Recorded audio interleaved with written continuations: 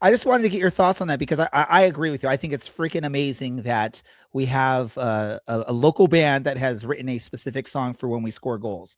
And maybe our next guest has heard that song at the stadium, and maybe he will get to hear that song a lot more. That guest is Kevin Partida, midfielder for your Orange County Soccer Club. Kevin, welcome to the show. How are you doing? Thank you. Good to see you guys. Yeah, I'm good. I see you're enjoying the beautiful Southern California weather on this evening, which we are very lucky to be able to enjoy stuff like this year round. Kevin, what were your thoughts on both matches over this past weekend? Orange County actually a strong first showing in the Open Cup, and then following it up with a victory on a late goal against Colorado Springs. What were your thoughts on both those matches combined? No, I mean, we're 3 games in, and we're sitting at 5 points. 5 points is it in the league? 2 wins and a draw, and to be into the next round of the Open Cup, I think it's a strong start. And as someone that's been with the club for a decent amount of time now, you've experienced both the highs and the lows of how the season goes. And I know we're really early in the season. I know there's a lot of talk, with the Orange County fans about, we're not really scoring goals yet. And my argument is, hey, if we can stop the other team from scoring, it doesn't matter how many goals we're scoring. As long as we score one goal a match and we don't concede, we're great. What are your thoughts on that? Because you play sort of that midfield role, so you get to see both sides of the action a little bit there. Is it sustainable to play a very strong defensive lineup and concede a few amount of goals and be able to have a really successful season? Or is there something you want to see to get more goals? No, it's funny. I was actually just thinking about that a few minutes ago. Every year is different, and just to get to experience a new year is like you never know how it's gonna go. But to answer your question more uh, specifically, I think it's a great strategy if you want to call it that. Um, I don't know how many teams in football in general are constantly conceding goals and having a lot of success. So to just in my opinion of the way I see the game, you know, um, conceding as little goals as possible is almost you know always a recipe for success.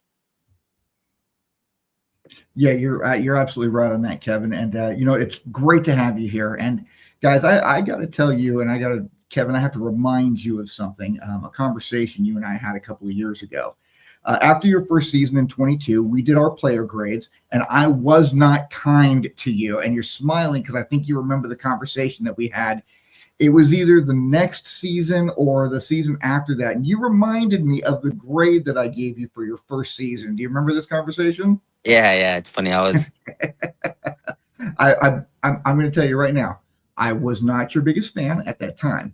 However, after watching you for the last four, now going into the fifth season with Orange County Soccer Club, I just want to tell you from a personal level what an absolute joy it is to watch the player you have grown into, the man you have become, the dad you have become, and the husband that you have become.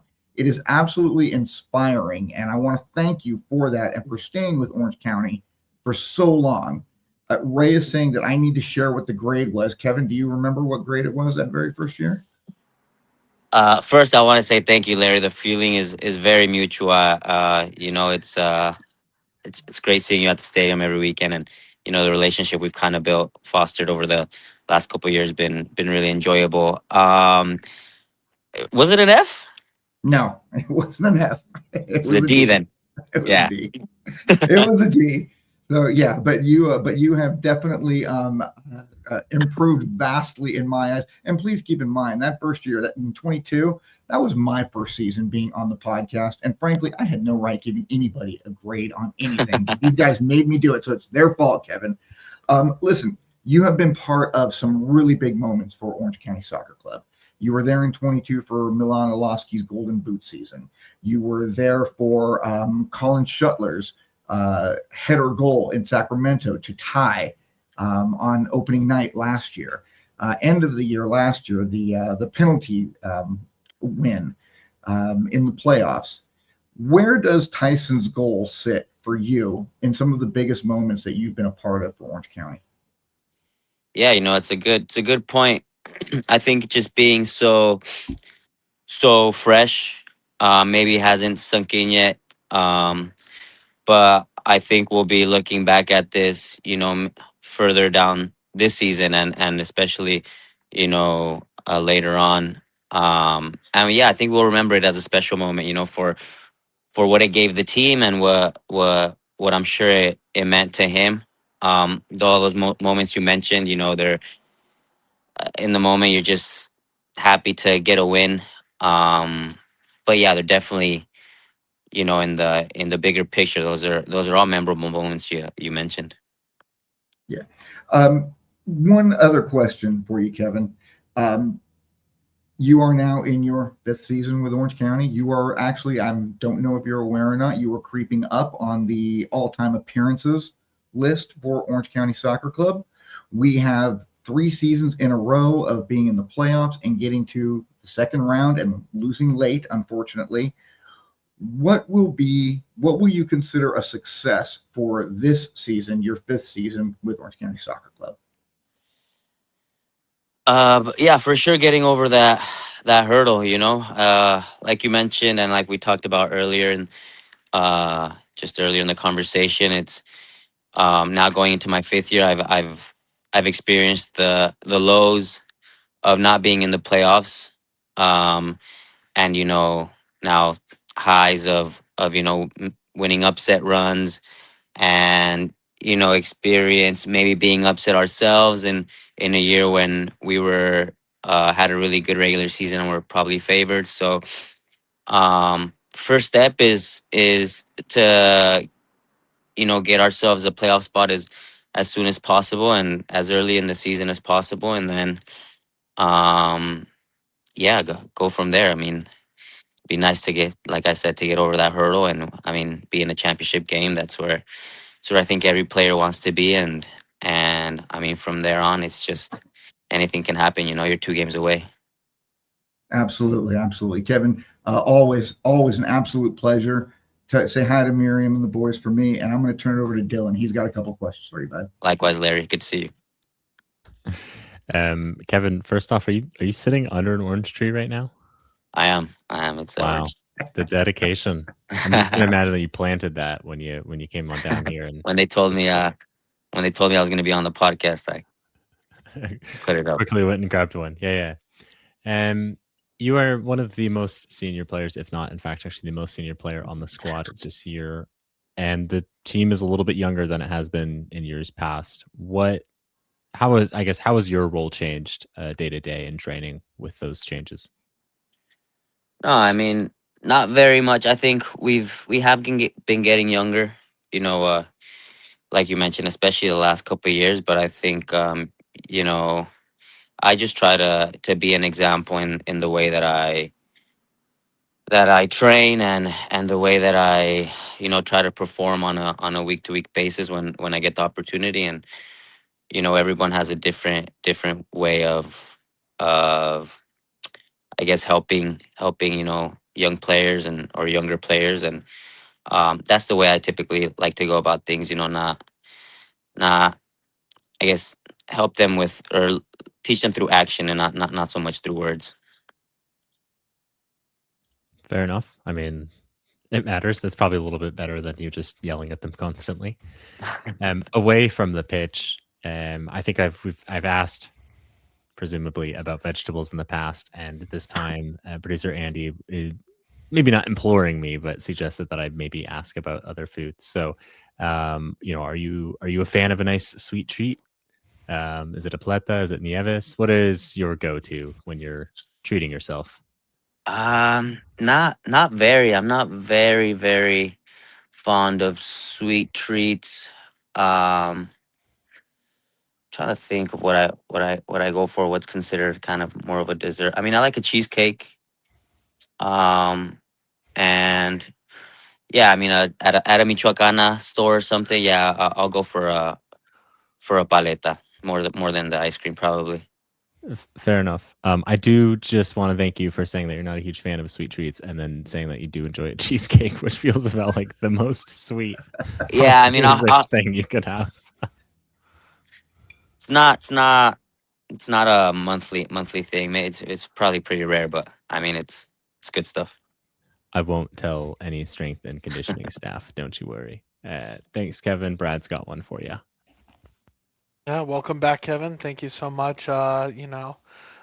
One of the things, and I'll ask a fan question here that I like to focus on is just knowing what your personal goals are for the season. Obviously, with you, I know you've been around. You're gonna eclipse the most minutes in team history this year. But what are your personal goals going into this year? Yeah, I mean, first and foremost are to stay healthy, and be available for as many matches as possible this year. And then it really turns into team goals more than anything. And they're all a little bit intertwined, but I would say to stay healthy is probably my main goal. It's what I focused on in the off season as well. It's probably a little bit boring, but then you can focus on just performing, as consistently as possible on a week to week basis. All right, I got one more goofy-ish question for you. We like to joke around on the podcast, and we made one going into the opener of the season that you typically get a little bit more yellow cards than the average player. We had made a little bet about who would get the first yellow card of the opening match, you or Kyle Scott. Oh But yeah, that was funny. I'll go ahead and kind of change it up a little bit. I know you're currently on 0 this year. Obviously, like to have that stay as close to 0 as possible. But being the Vegas odds maker of the podcast, I'll set the over under at, we'll call it 7.5. Do you think you'll get more or less this year? 7.5 over the next 30 games. Just regular season games. Um, what? Do you have any idea what I've been at in previous years? I can source that hopefully pretty quickly while you give your answer.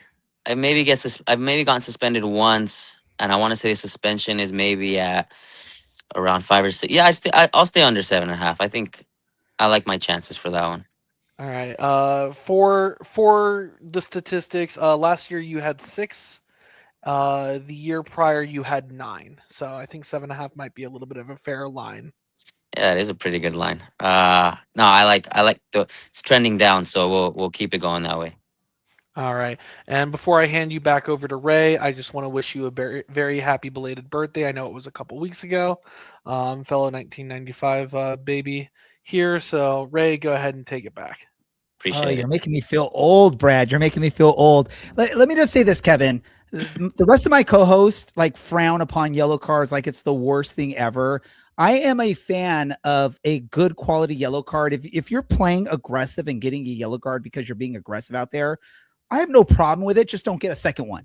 But I don't want you to like sort of back away from that Kevin Partida aggressiveness that makes you such a quality for us in Orange County that that don't back away from it just to not get those yellow cards.